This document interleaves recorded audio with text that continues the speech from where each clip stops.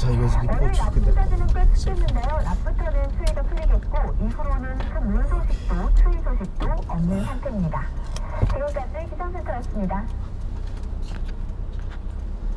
고속도로를 달리던 승용차가 가드레일을 뚫고 추락해 차에 타고 있던 2명이 사망했습니다. 또 주택에서 불이나 8대 여성이 사망하는 등 화재도 잇따랐습니다. 밤사이 사건 사고 최하영 기자가 모았습니다. 한국 방송으로 치고는 잘 구글이 모르겠, 유튜브가 모르겠지. 없을 정도로 심하게 부서져 있습니다. 사고가 난 것은 어제 저녁 8시 50분쯤 대전 통영 고속도로를 달리던 승용차가 가드레일을 뚫고 20m 아래로 추락했습니다. 이 사고로 차에 타고 있던 21살 안모씨 등 2명이 숨졌습니다. 오늘 새벽 0시 50분쯤 충남 천안시 신부동에서는 전에 주사 피해가 났습니다.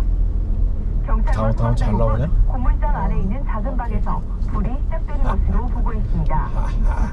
YTN 최하영입니다. 충청북도는 지난 19일 구제역 의심 증상을 보인 청주의 양돈 농장 한 곳을 조사한 결과 구제역으로 확인됐다고 밝혔습니다. 이 농장의 구제역 유형은 국내에서 백신을 접종하고 있는 O형입니다. 이에 따라 지난 3일 진천에서 구제역이 처음 발생한 이후 충북의 구제역 발생 농가는 12곳으로 늘었고 매몰 처분된 돼지는 15,000여 마리에 달합니다. 네, 인천에 있는 어린이집 교사가 2살 배기 원생들을 내동댕이 친 사건 YTN에서 전해드린 바 있는데요. 이 경찰은 이전에도 폭행이 있는지를 확인하기 위해 CCTV를 복원하고 있습니다. 이 폭행이 반복된 것으로 확인되면 해당 교사를 구속할 수 있다는 방침입니다. 이윤재 기자의 보도입니다. 교실에서 뛰어다니는 아이를 번쩍 들어올린 교사. 마치 레슬링을 하듯 바닥에 내려칩니다. 잠시 후 또 다른 아이도 번쩍 들어올리더니 5차례나 내동댕이 칩니다. 경찰은 해당 교사를 불러 조사하고 상해죄와 아동복지법 위반 혐의로 입건했습니다. 결정적 증거가 된 건 학부모가 확보한 어린이집 교실 CCTV였습니다. 그런데 어린이집에서는 폭행이 있었던 17일 전날 고장났던 CCTV를 수리해 재설치한 것으로 드러났습니다. 경찰은 이전에도 학대가 있었는지를 확인하기 위해 CCTV 복원 작업에 들어갑니다.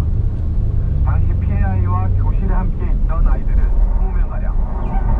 상황을 목격한 아이들도 충격을 받았을 수 있기 때문에 아동 전문가 상담도 함께 진행할 예정입니다. 다음 주 초부터는 어린이집 원장과 같은 교실에 있던 교사들도 차례로 불러 학대를 방조한 것인지를 조사할 계획입니다. YTN 이윤재입니다. 정치권이 지난달 진통 끝에 무상보육을 위한 이른바 누리과정 예산 마련에 합의한 바 있죠. 그럼에도 불구하고 국회에서 관련 법안 심사가 난항을 겪고 있습니다. 이 새해 무상보육 실시가 무산될 수 있다는 우려까지 나오고 있습니다. 김선중 기자의 보도입니다.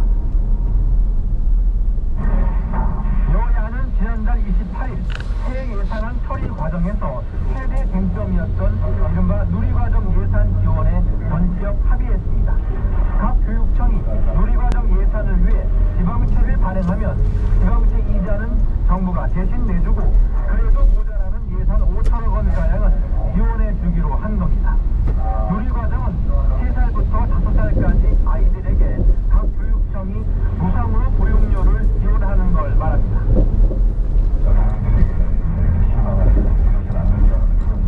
여러 가지가 복합적으로 해서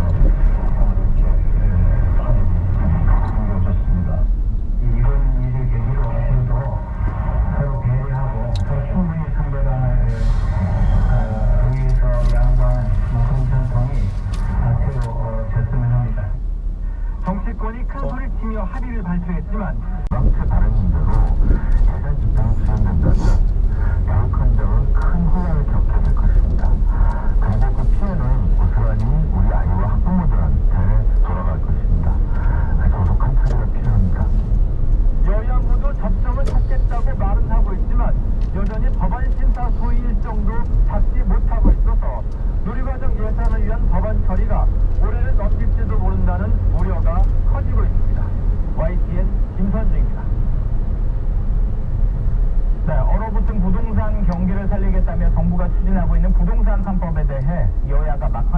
시간을 조율하고 있습니다.